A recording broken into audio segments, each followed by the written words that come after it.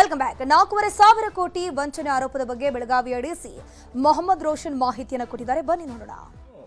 ಈ ಒಂದು ಸ್ಕೀಮ್ ಅಲ್ಲಿ ಅವರು ಅಳವಡಿಸಿಕೊಂಡಿದ್ದಾರೆ ಅಂತ ಹೇಳಿ ಪ್ರೈಮಾ ಫೇಸಿ ಗೊತ್ತಾಗಿದೆ.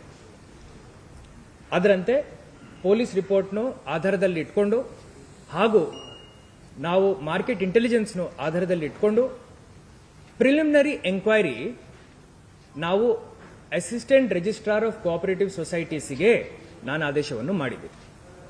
ಇವರ ಜವಾಬ್ದಾರಿ ಏನಿತ್ತಂದ್ರೆ assistant registrar of cooperative societies ಅವರು ಒಂದು ಜನರಲ್ ಎಂಕ್ವೈರಿ ಮಾಡಬೇಕು. ಈ ಒಂದು ಎಂಟಿಟಿ ಸಂಸ್ಥೆ ಏನಿದೆ ಇದರದು ಲೀಗ್ಯಾಲಿಟಿನೂ ಅವರು ಚೆಕ್ ಮಾಡಬೇಕು.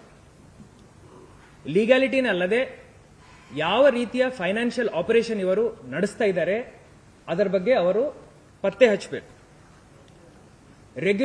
ರೆಗ್ಯುಲೇಷನ್ಸ್ ಅವರು ಫಾಲೋ ಮಾಡ್ತಾ ಇದ್ದಾರಾ ಇಲ್ಲ ಅನ್ನೋದ್ರ ಬಗ್ಗೆ ಅವರು ಎಂಕ್ವೈರಿಯನ್ನು ನಡೆಸಬೇಕು.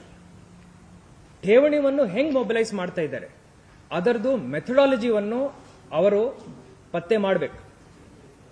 ಹಾಗೂ ಕೋಆಪರೇಟಿವ್ ಡಿಪಾರ್ಟ್ಮೆಂಟ್ ಹಾಗೂ ಫೈನಾನ್ಷಿಯಲ್ ರೆಗ್ಯುಲೇಷನ್ ಲಾಸ್ನು ಏನಾದರೂ ಉಲ್ಲಂಘನೆ ಮಾಡ್ತಾ ಇದ್ದಾರಾ ಇದರ ಬಗ್ಗೆ ಅವರು ತನಿಖೆ ಮಾಡಬೇಕು.